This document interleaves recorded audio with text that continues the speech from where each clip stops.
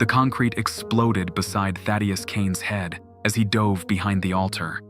Marble fragments peppered his face while automatic gunfire shredded the stained glass windows above. He rolled left, came up with his shotgun, and put 3 shells center mass into the closest attacker. The man flew backwards, crashed through a wooden pew, and lay still. "Benediction complete," Thaddeus muttered, pumping another shell into the chamber. This was his job. This was what the order paid him for. Thaddeus Kane, executioner first class, had just performed his 47th holy execution in 18 months. The target had been Marcus Gellhorn, a former priest who'd been selling consecrated communion wafers to drug dealers. The wafers, when ground up and mixed with cocaine, created something called angel dust plus. Users experienced religious visions while their brains slowly dissolved. Gellhorn was dead. His bodyguards were not. Thaddeus sprinted down the center aisle as bullets chewed up everything around him. A chandelier crashed where he'd been standing 2 seconds earlier. He leaped over an overturned pew, slid across the polished floor on his knees, and came up firing. 2 more bodyguards dropped. The last one had taken cover behind the confessional booth. Smart. That thing was built like a tank. "You killed a man of God!" the surviving bodyguard shouted. "No," Thaddeus called back, reloading. "I killed a heretic." The bodyguard leaned out to return fire.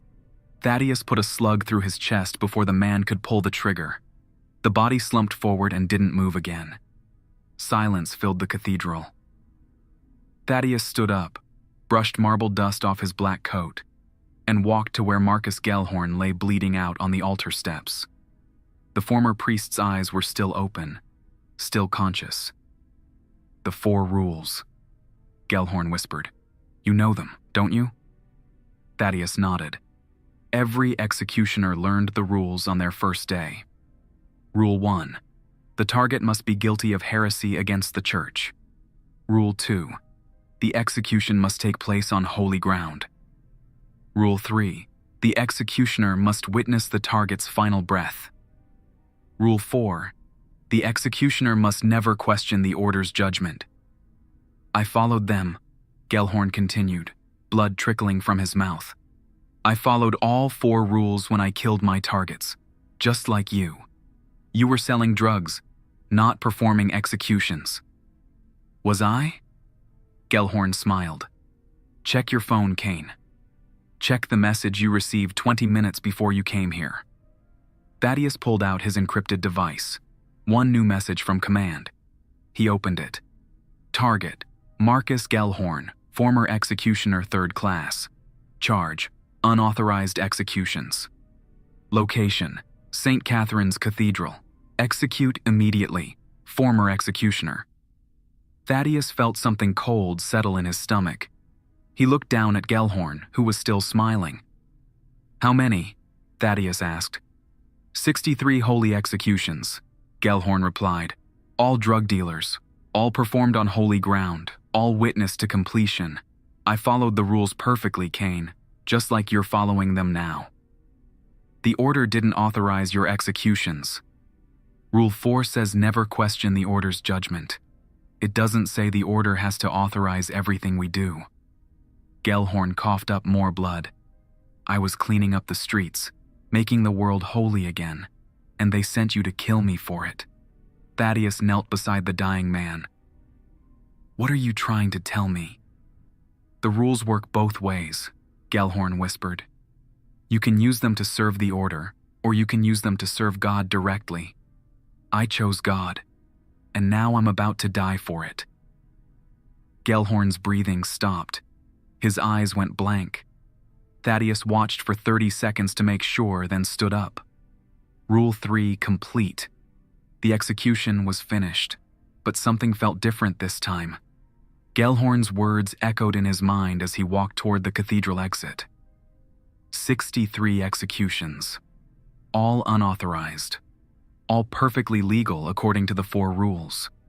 Thaddeus had never questioned an assignment before. Rule 4 was clear about that. But as he stepped over the bodies of Gellhorn's bodyguards, he found himself wondering about his other targets. Had they all been real heretics?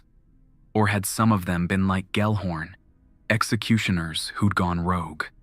His phone buzzed. New message from command. Excellent work. Return to base for debriefing. New target assignment. Waiting. Thaddeus climbed into his black sedan and drove through the city streets. The Order's headquarters was a glass office building downtown, completely ordinary looking from the outside. Inside, it housed the most efficient religious killing machine in human history. The Order had been operating for over 200 years, quietly removing threats to the Church's authority. Thaddeus had joined them 5 years ago after his discharge from Marine Force Recon.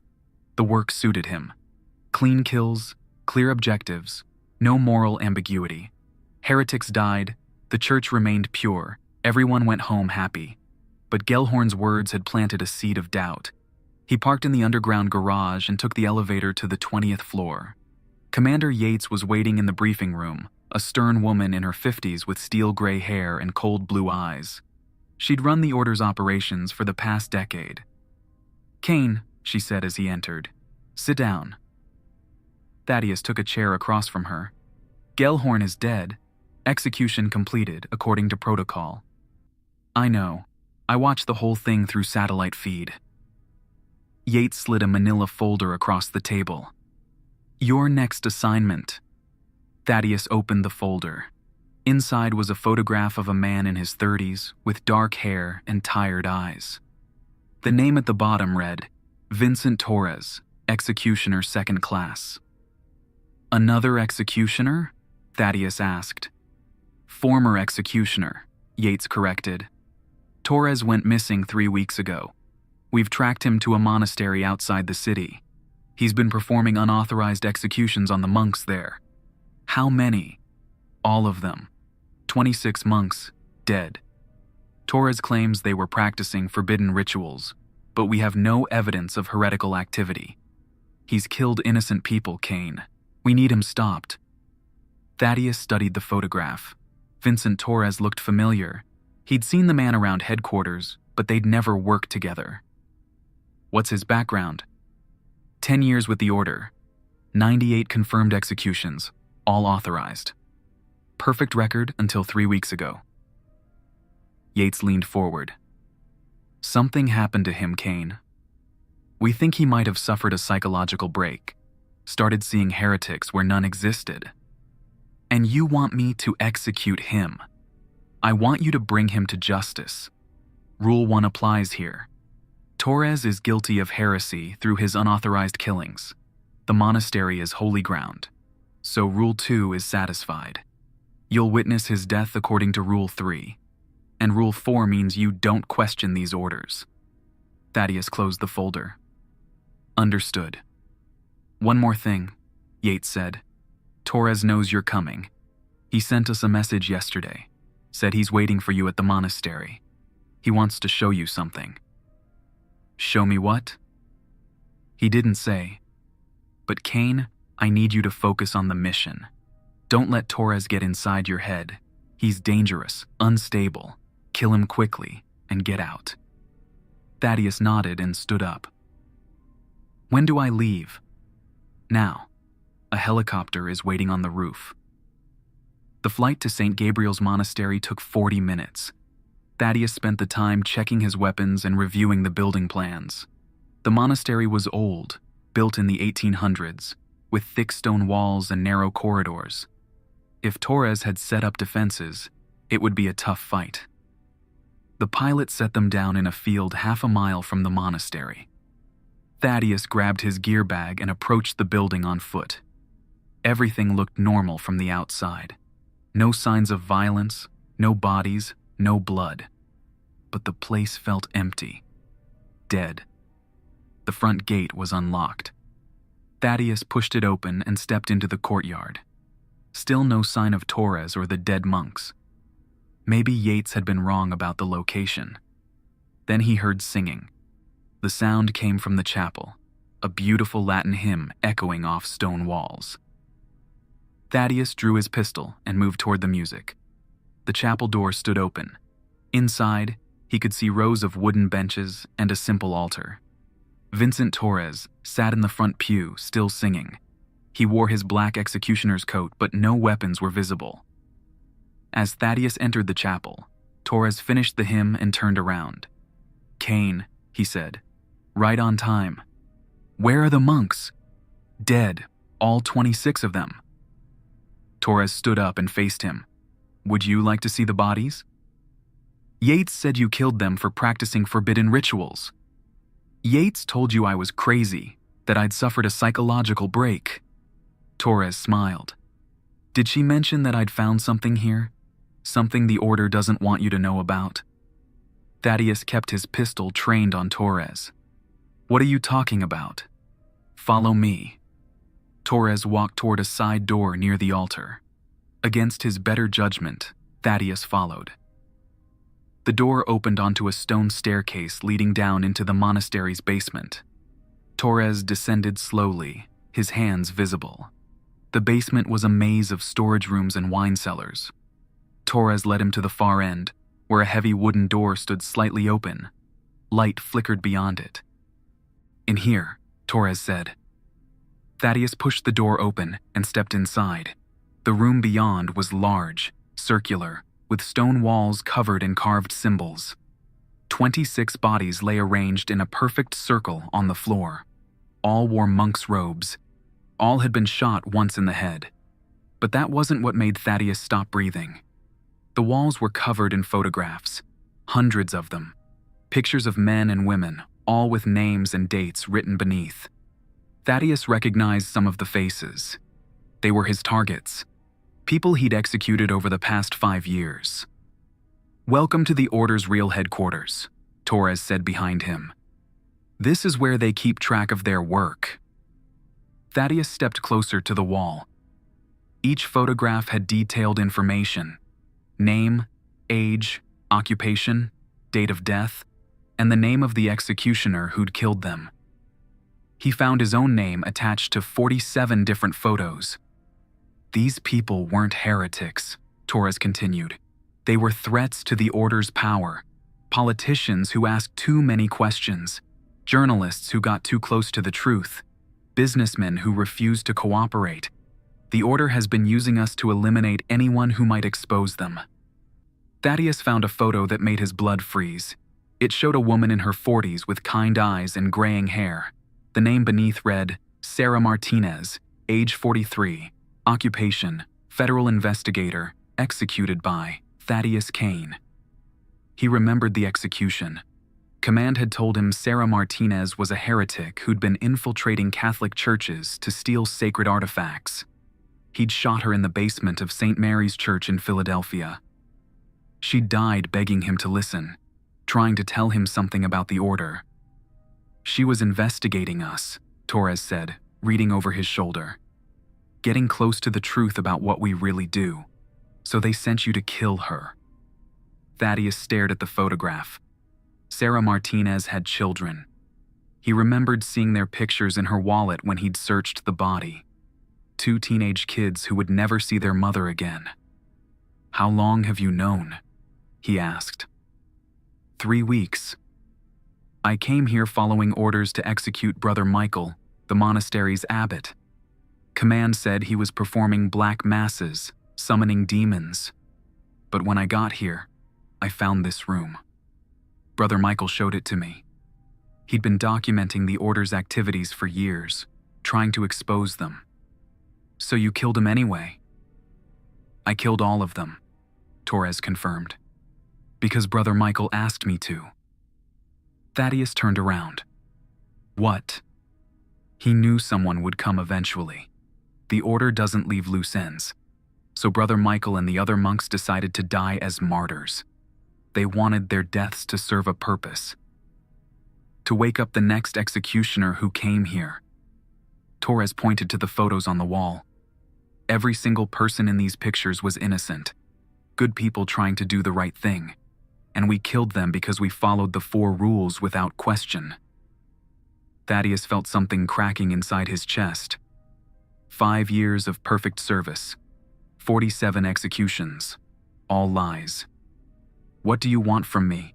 he asked. I want you to help me finish what Brother Michael started. Torres walked to a desk in the corner and picked up a thick folder. These are copies of all the order's records. Every execution, every cover-up, every lie they've told us. Brother Michael was going to send them to the FBI, but he died before he could act. You want me to betray the order. I want you to serve God instead of serving killers. Torres held out the folder. The 4 rules still apply, Kane. But we can use them to execute the real heretics. The people who've been using us to murder innocents. Thaddeus took the folder and opened it. Inside were hundreds of documents detailing the order's operations. Financial records, correspondence, target lists, execution reports. Everything needed to destroy the organization. Rule 4 says never question the order's judgment, he said. Rule 4 says never question judgment, Torres corrected. It doesn't specify whose judgment. Brother Michael believed we answer to a higher authority than Commander Yates. Thaddeus closed the folder. Outside, he could hear the sound of helicopters approaching. Multiple aircraft, coming fast. They're here, Torres said. Yates probably had you followed. She knew you'd find the truth eventually. How many? Does it matter? We're not leaving this place alive anyway. Torres drew his sidearm and checked the magazine. But we can make sure these documents survive. There's a tunnel in the wine cellar that leads to the village. Brother Michael used it to smuggle refugees during World War II. The helicopter sounds grew louder. Thaddeus counted at least 4 aircraft, probably carrying a full strike team. The order wasn't taking any chances. Give me the folder, he said. Torres handed it over. You're really going to do this? Rule 1, Thaddeus replied, tucking the documents inside his coat. The target must be guilty of heresy against the church. Commander Yates and her people qualify. They moved quickly through the basement toward the wine cellar. Behind them, Thaddeus could hear boots on the stairs. The strike team had entered the monastery. The tunnel entrance was hidden behind a rack of wine bottles. Torres pulled the rack aside, revealing a narrow passage that sloped downward into darkness. They crawled through on hands and knees, moving as fast as possible. Behind them, shouts echoed through the basement. The strike team had found the circular room and the photographs. They'd be searching for the tunnel entrance within minutes. The passage opened into a cave system beneath the monastery. Torres led the way, using a small flashlight, navigating by memory through twisting corridors of natural stone. They could hear explosions above as the strike team blew open the tunnel entrance. How much farther? Thaddeus asked. Maybe half a mile. The caves connect to an old mine shaft that comes up near the village church. They ran through the underground maze while their pursuers followed behind. Thaddeus could hear voices in the distance, getting closer. The strike team was good, but they didn't know the cave system like Torres did. 20 minutes later, they reached a rusted iron ladder leading up through a vertical shaft. Torres climbed first, then Thaddeus. They emerged inside a small stone building that turned out to be the bell tower of the village church. Now what? Thaddeus asked. Now we use the documents, Torres replied. Brother Michael had contacts in the FBI, people who've been investigating the order for years. We get the folder to them, and they'll handle the rest. They descended from the bell tower into the church proper. It was empty except for an elderly priest kneeling before the altar. The man looked up as they approached. Father Santos, Torres said, we need your help. The priest stood up slowly. He was in his 70s with white hair and gentle eyes. Vincent, I wondered when you'd return. This is Thaddeus Kane. He's going to help us finish Brother Michael's work. Father Santos nodded. The FBI agents are waiting in the rectory. They've been here since yesterday. They followed the priest through a side door into a small house behind the church. 2 people sat at the kitchen table. A woman in her 30s with short blonde hair and a man about Thaddeus's age wearing a rumpled suit. Special Agent Rita Campos, the woman said, standing up. "This is Agent David Kim. We've been waiting to hear from you." Torres handed over a copy of the documents. "Everything's in there. Financial records, target lists, execution videos, enough to bring down the entire order." Agent Campos flipped through the folder. "This is incredible. We've been investigating them for 3 years, but we could never get solid evidence. This changes everything." "How long before you can act?" Thaddeus asked. "We're ready now," Agent Kim replied. "We have arrest warrants prepared for Commander Yates and 12 other high-ranking order members. SWAT teams are standing by in 6 different cities." "What about us?" Torres asked. "You'll both need to testify," Agent Campos said. "But we can offer full immunity in exchange for your cooperation. The government understands that you were following orders." Thaddeus thought about Sarah Martinez and her children. About 46 other innocent people he'd killed because he'd trusted the wrong authority. Immunity felt like cheating. "I want to do more than testify," he said. "What do you mean?" "The order has safe houses around the world, hidden assets, backup operatives. You'll need someone who knows their methods to help track them down." Agent Campos nodded. "We'd welcome that assistance." Torres pulled out his phone and showed them a message. "Commander Yates just sent this.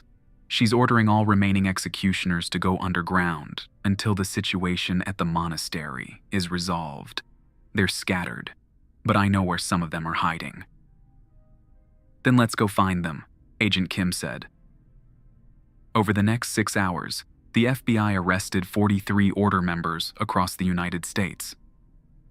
Commander Yates was taken into custody at the Chicago safe house, where she'd been coordinating the search for Torres and Thaddeus.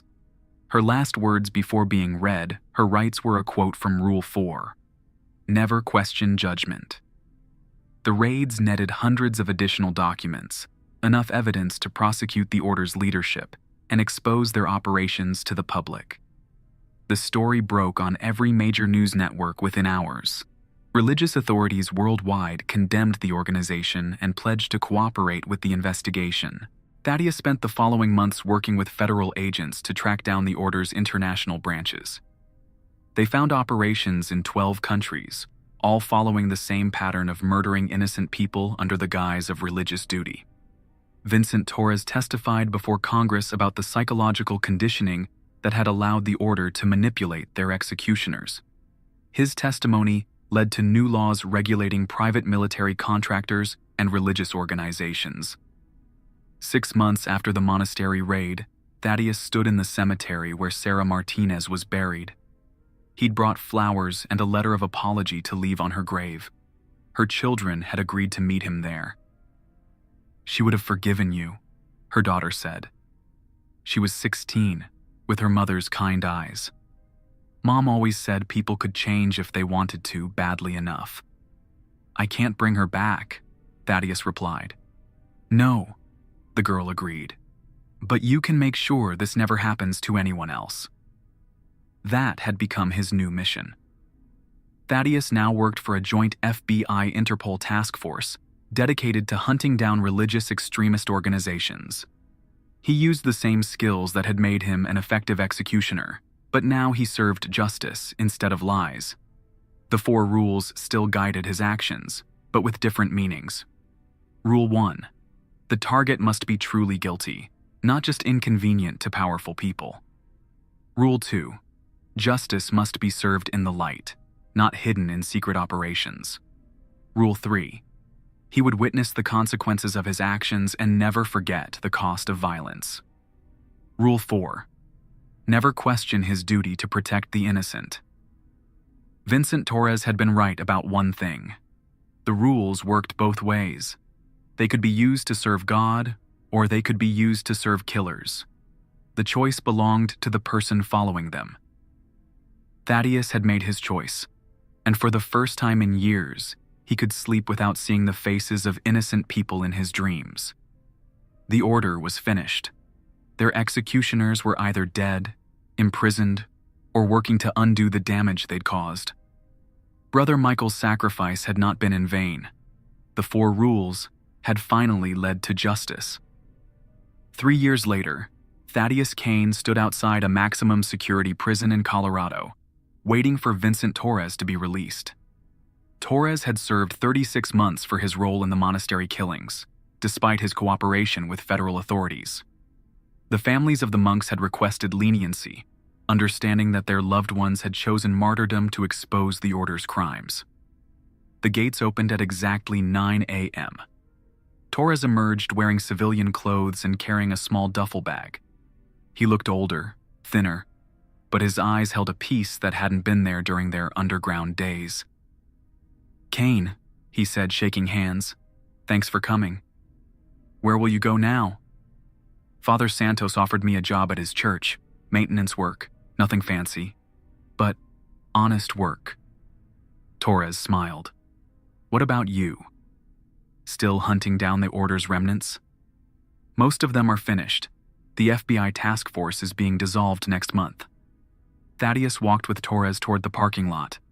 "I've been thinking about what comes next. And there are other organizations out there, groups that use religion to justify murder, just like the Order did. Someone needs to stop them." Torres nodded. "The 4 rules again? The 4 rules again, but this time we write them ourselves."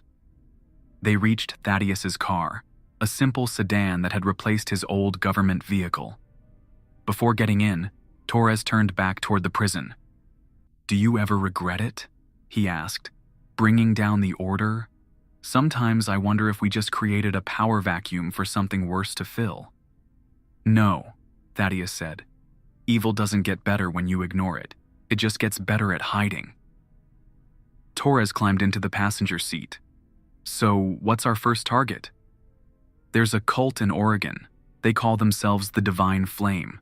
Been sacrificing runaway teenagers and calling it religious purification. Local police can't touch them because they own half the town government." "Sounds familiar." "The FBI can't move without more evidence, but 2 former executioners might be able to get close enough to gather what's needed." Torres was quiet for several miles as they drove through the Colorado mountains. Finally, he spoke again. "What are the new rules?" Thaddeus had been thinking about this for months. The original 4 rules had been designed to control executioners, to make them follow orders without question. His new rules would be different. Rule 1. Never kill unless it's the only way to save innocent lives. Rule 2. Always gather proof before taking action. Rule 3. Face the consequences of your choices, no matter how difficult. Rule 4. Remember that justice serves the victims, not the people in power. "Those are good rules," Torres said, "but who decides when they apply?" "We do, together. No more taking orders from commanders or organizations. We investigate, we judge, we act, and we live with the results." The Divine Flame compound was located in the Oregon wilderness, 40 miles from the nearest town. Intelligence reports indicated they had approximately 60 members, including 15 children between the ages of 12 and 17. All of the children had been reported missing by their families in other states. Local sheriff's deputies had visited the compound twice in the past year, but both times they'd been turned away by lawyers who claimed the children were there voluntarily. Without evidence of abuse, law enforcement couldn't justify a raid. Thaddeus and Torres spent a week observing the compound from hidden positions in the surrounding forest. They documented the daily routines, counted personnel, and identified security measures. The cult leaders were paranoid but not professional. Their guards carried hunting rifles instead of military weapons, and they relied more on isolation than actual defenses. On the 7th night, they watched through binoculars as a teenage girl was dragged from one of the dormitory buildings toward a stone altar in the center of the compound. She was fighting, screaming, but the guards forced her forward anyway. "Tonight," Torres whispered. They moved through the darkness using skills learned during their executioner training. The perimeter guards never saw them coming. Thaddeus and Torres disabled 6 men without firing a shot, using sleeper holds and pressure points to render them unconscious. The main building housed the cult's leadership, Prophet Marcus Divine, and his 12 apostles. They were gathered around the stone altar, chanting while the teenage girl lay bound in front of them. Divine held a curved knife above his head, preparing to begin the sacrifice. Thaddeus kicked in the front door while Torres entered through the back. The apostles reached for weapons, but neither man was in a forgiving mood. They moved through the cultists like a surgical strike, disabling threats and protecting the girl. Prophet Divine tried to complete the sacrifice even as chaos erupted around him. He brought the knife down toward the girl's chest, but Thaddeus caught his wrist and twisted until bones snapped. The knife clattered to the floor. "Rule 1, Thaddeus said, pressing his pistol against Divine's temple. "Never kill unless it's the only way to save innocent lives." "You're interrupting God's work," Divine gasped. "No," Torres said, freeing the girl from her bonds. "We're finishing it." They zip-tied the cult leaders and called the FBI using a satellite phone. While waiting for backup to arrive, they searched the compound for evidence. What they found in Divine's private quarters made both men sick. Photo albums filled with pictures of previous sacrifices, detailed records of how each child had died, video recordings of the murders, carefully preserved for Divine's personal enjoyment, and a ledger showing payments from wealthy donors who'd paid to watch the killings via live video feed. "This wasn't just a cult," Torres said, flipping through the ledger. "It was a business. They were selling murder as entertainment." The FBI arrived at dawn with a convoy of vehicles and a medical team for the surviving children. Special Agent Campos, now promoted to section chief, supervised the arrest of all adult cult members. "How many victims?" she asked, reviewing the evidence they'd collected. "At least 37 children over the past 5 years, Thaddeus replied. "The families need to be notified." "We'll handle that. What about you two? Ready to make this official?" Torres and Thaddeus exchanged glances. They'd been discussing the possibility of joining the FBI as special consultants, using their unique skills to hunt down religious extremist groups. "We work together," Torres said. "Equal partners, not subordinates." "And we choose our own targets," Thaddeus added. "No political interference, no protecting connected suspects." Agent Campos nodded. "I can live with those conditions. Welcome to the team." Over the next 2 years, they dismantled 14 different extremist organizations across North America. Each operation followed the same pattern: careful investigation, gathering of evidence, and surgical intervention when law enforcement couldn't act quickly enough. They saved 68 children from various cults and ritual abuse groups. They prevented dozens of planned terrorist attacks disguised as religious ceremonies, and they put hundreds of criminals behind bars who had previously hidden behind religious authority. The work was dangerous, often thankless, and sometimes morally ambiguous. But it was honest work, guided by rules they'd chosen themselves rather than orders from corrupt commanders. Their reputation spread through the underground networks of religious extremists. Some groups disbanded rather than risk facing the 2 former executioners. Others tried to fight back, leading to running gun battles in remote compounds and abandoned churches. Thaddeus kept a photo in his wallet. Sarah Martinez with her children, taken before he'd murdered her. He looked at it before every operation, reminding himself why the rules mattered. Justice wasn't about following orders or serving organizations. It was about protecting people who couldn't protect themselves. The final confrontation came in a warehouse outside Detroit. A group called the Purification Army had been kidnapping homeless veterans and forcing them to fight to the death in gladiatorial combat. The survivors were then recruited as soldiers for the group's planned assault on a VA hospital. Intelligence indicated they had 40 hostages and were planning to attack within hours.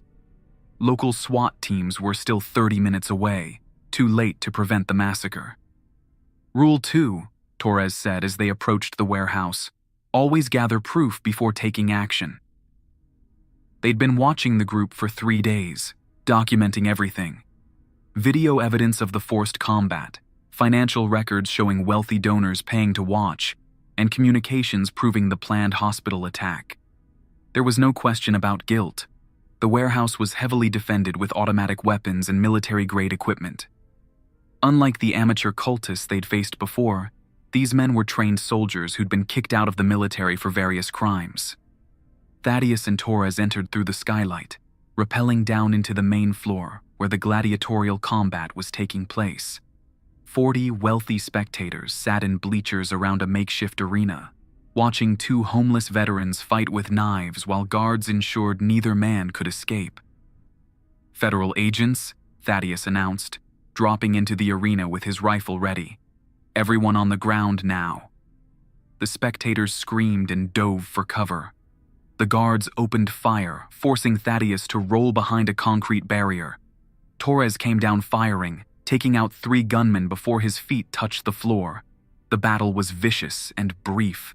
The Purification Army had superior numbers and firepower, but Thaddeus and Torres had superior training and motivation. They moved through the warehouse like a precision instrument, eliminating threats while protecting the hostages. When the shooting stopped, 37 criminals lay dead or wounded. All 40 hostages survived. The 2 homeless veterans who'd been forced to fight each other instead turned their knives on their captors, helping to end the battle. "Rule 3, Thaddeus said as paramedics treated the wounded hostages. "Face the consequences of your choices." He looked around the warehouse at the bodies of men he'd killed. Some had been soldiers once, before they'd chosen to become monsters. Others had been wealthy civilians who'd paid to watch human suffering. All had made choices that led them here. Thaddeus felt no guilt about their deaths, but he acknowledged the weight of taking life. Each kill was a permanent decision, irreversible and absolute. The rules helped him carry that weight, but they couldn't eliminate it entirely. "Rule 4, Torres added, watching the hostages being evacuated. "Remember that justice serves the victims, not the people in power." The homeless veterans would receive proper medical care and psychological counseling. The wealthy spectators who'd survived would face federal charges for human trafficking and conspiracy to commit murder. The warehouse would be torn down and replaced with low-income housing. Justice had been served, but the cost had been high. 37 human beings were dead, their potential for redemption lost forever. That was the price of stopping monsters, and both men accepted it. 6 months later, Agent Campos called them into her office for a final briefing. The religious extremist task force was being shut down, its mission largely completed. Most of the major groups had been eliminated or driven underground, and new legislation made it harder for such organizations to operate. "What's next for you two?" she asked. "There's still work to do," Thaddeus replied. "International groups, human traffickers, corporate cults. Evil doesn't respect borders." "The rules still apply," Torres added.